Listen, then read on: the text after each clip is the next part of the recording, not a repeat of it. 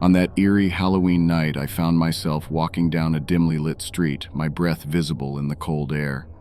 The street was lined with houses adorned with pumpkin lanterns, their grinning faces casting sinister shadows on the pavement. Dressed as a 1920s detective, I had decided to take a shortcut through an unfamiliar part of town, hoping to catch the tail end of a lavish costume party. As I ventured deeper into the neighborhood, my senses tingled with unease, and the playful chatter of revelers gave way to a silence as oppressive as the darkness. The only sounds were the faint rustle of leaves and the distant hum of eerie chants that seemed to draw me in, as if I were being lured by some unseen force. The story of this sinister cult, whispered in the darkest corners of town, was as chilling as the night itself. They were known as the Harvesters, a group that had been rumored to perform grotesque rituals on Halloween night, seeking to appease ancient deities with human sacrifices. Their origins were shrouded in mystery, but tales of their existence had haunted this town for generations. As I continued along the winding path, the chants grew louder, and I spotted a faint flickering light through the gnarled branches of a tree. Mesmerized and filled with an inexplicable dread, I moved closer, my heart pounding in my chest. What I saw in that clearing was a tableau of horror that would forever haunt my nightmares. A group of robed figures, their faces obscured by grotesque masks, encircled a blazing bonfire. In the center, a bound woman struggled in vain, her screams muffled by a gag. With a sense of impending doom, I realized that I had stumbled upon the Harvester's sacrificial ritual. My detective costume, the perfect disguise, had failed me in the worst possible way. Panic and fear coursed through my veins as I knew that my own life hung in the balance, that I had inadvertently become the unwitting audience for this grotesque performance. A chilling wind swept through the clearing, extinguishing the lanterns that had illuminated the scene. In the momentary darkness, I saw my chance to escape, and I darted into the shadows, hoping they wouldn't notice my absence. My footsteps were silent, but the cult members' voices echoed eerily in the still night. As I sprinted through the twisted alleys, I was driven by pure terror, my breath catching in my throat. Every turn felt like a dead end.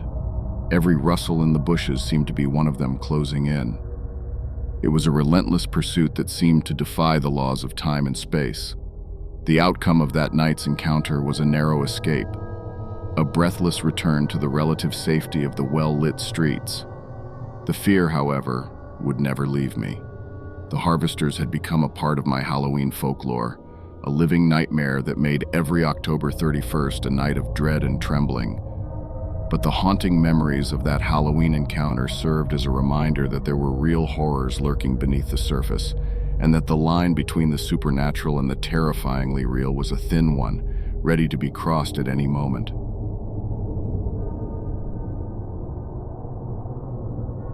On a crisp Halloween night, I found myself wandering through the dimly lit streets, surrounded by the gentle rustle of leaves and the distant echoes of laughter from distant costume parties. Dressed as a Victorian-era explorer, I had always been drawn to the thrill of the unknown.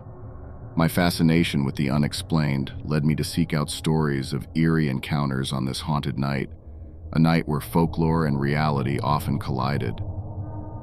As I strolled down the quiet neighborhood, I noticed a figure lurking in the shadows, his presence unsettling to say the least. His face was hidden beneath a tattered hat, and his long, threadbare coat gave him the appearance of a wanderer. My curiosity got the better of me, and I decided to follow him. The man, with his slow, deliberate gait, led me deeper into the neighborhood, away from the warmth of the streetlights. He appeared to be muttering to himself, his words incomprehensible, his voice a raspy whisper. With every step, my unease grew, and I couldn't shake the feeling that I was venturing into a place where I didn't belong. My mind raced, inventing stories of who this mysterious figure might be. Was he a vagabond, a lost soul, or something more sinister? My heart pounded in my chest as we reached a desolate alleyway shrouded in darkness. There he turned to face me, and I caught a glimpse of his face, pale and etched with the lines of a hard life. He spoke in a voice that sent shivers down my spine, his words laden with a sense of foreboding. "Beware," he croaked, for the night holds secrets darker than your imagination can fathom. Before I could react, he produced an old, weathered book from the depths of his coat. Its pages were filled with cryptic symbols and illustrations that seemed to dance in the dim light. He extended it toward me, a sinister grin tugging at the corners of his lips. "Read," he commanded, his eyes locked onto mine. As I hesitated, torn between fear and curiosity, a sudden gust of wind snatched the book from his hands, sending its pages scattering like leaves in the night. The man's eyes widened, and he let out a blood-curdling scream that echoed through the alley. In a moment of sheer panic, I turned and ran, my footsteps echoing in the darkness. The wind carried the man's chilling cries behind me, growing fainter with every step. The outcome of that eerie Halloween encounter left me shaken to my core. I never saw the man again, and the book, a relic of some unspeakable power, was lost to the night. The encounter haunted my dreams, a vivid reminder that the line between reality and the inexplicable was thinner than I'd ever imagined. I returned to the safety of well-lit streets, leaving behind the mysteries of that dark alley, forever changed by my brush with the unknown. The folklore I had sought to explore had become a chilling reality, a reminder that sometimes the most terrifying encounters are those that defy explanation.